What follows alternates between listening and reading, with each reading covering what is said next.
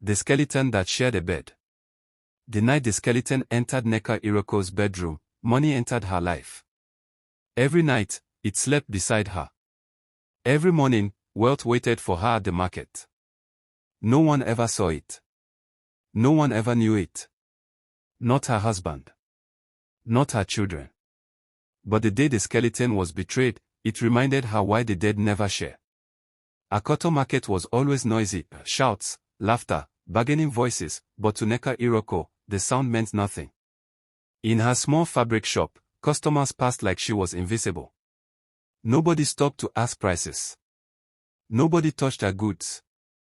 Directly opposite her store stood the largest fabric store in that part of the market, the shining, overflowing shop of Mama Zina, popularly called Madame Fortune. Women rushed there the moment they entered the market. Madame Fortune, give me that lace. I want 200 pieces. At gold beads, how much for everything? Money flowed like water. Every month, a container truck arrived at Mama Zina's shop, offloading fresh fabrics. People whispered in awe. Another container again. This woman is blessed. Nneka sold the same fabrics. Same wrappers. Same jewelry. But her shop looked cursed. Sometimes, for 2 whole weeks, she wouldn't make a single sale. When she finally sold something, the money barely fed her family. Her business was dying. At home, things were worse. Her husband, Ifeanyi, once owned a thriving auto parts business. Now, he survived by doing odd electrical repairs around Port Unity City. Nneka used to support the family from her shop, but now even that had failed.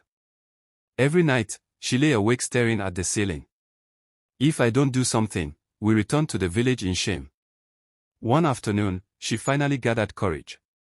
Mama Zina, she said quietly, we sell the same thing. Why does no one come to my shop? Madame Fortune smiled calmly. My sister, it is God. Just keep pushing. Nneka knew that wasn't the full truth.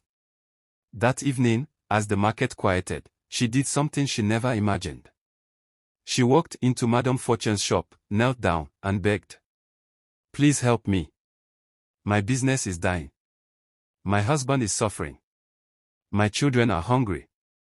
Madame Fortune stared at her for a long moment. Then she said softly, come to my house on Sunday night.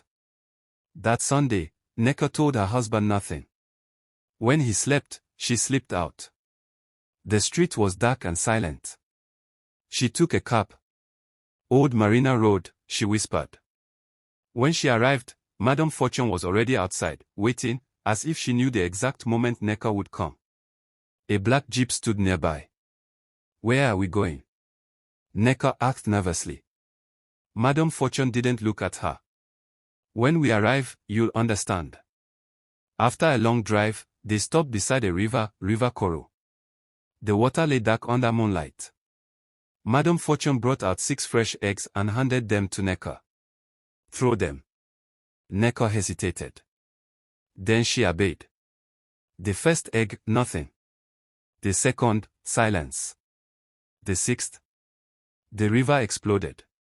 Water rose violently, twisting like living snakes. Before Nneka could scream, the river swallowed them whole. Drop your comment below, tell me which country are you watching me from. They stood in a dark, endless void. 6 bald women in black cloaks formed a circle. Their eyes were cold. At the center, a throne of bones rose from the ground.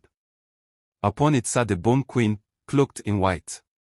Why have you come? She asked. With shaking voice, Nneka spoke. I want to be rich. My family is suffering. The Bone Queen smiled. A bottle appeared, inside it, a skeleton. You will be wealthy beyond imagination, the Queen said. But you must sleep with this skeleton. He will live in your bedroom. No one must ever see him. Then her voice hardened. You must also cut ties with your human husband. This skeleton is jealous. He does not share. Nneka thought of hunger. Shame. Failure. She nodded. The world spun, and suddenly, they were back at River Koro. Only the bottle proved it was real. That night, Neko drugged her husband's food. When he slept, she opened the bottle. Smoke poured out. A giant skeleton formed, eyes glowing like fire. Fear froze her, but she didn't resist. That night, Neko slept with death. Morning came. The skeleton shrank and vanished into the bottle just before her husband knocked. From that day, everything changed. Her shop became a magnet. Customers fought to buy from her. By noon, her shelves were empty. In one day, she made what once took months. Within weeks, she became Madame Triumph of Okoto Market. But every night, she drugged her husband. Every night, the skeleton came. Her wealth grew. So did the darkness. Months passed. Her husband noticed things were wrong. She avoided him. He always fell into deep sleep after dinner. Friends warned him. One night, he decided to take control. He drugged her ice cream. That night, he touched what was no longer his. Inside the wardrobe, the bottle shook with rage. The rule was broken. At midnight, smoke filled the room. The skeleton rose, furious. Before the man could scream, he was lifted and thrown against the wall. Dead. By morning, Neka saw the skeleton waiting. She screamed. She ran mad. Her children were taken away. The house was abandoned. Months later, she was found wandering the streets, laughing, crying, talking to herself. A speeding car ended her life. All the wealth vanished. Moral lesson. Not all wealth is a blessing.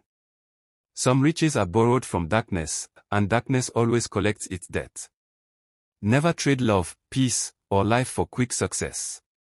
What you gain without righteousness, you will lose without mercy. Thanks for watching. Please like, share, subscribe to my YouTube channel for more African story.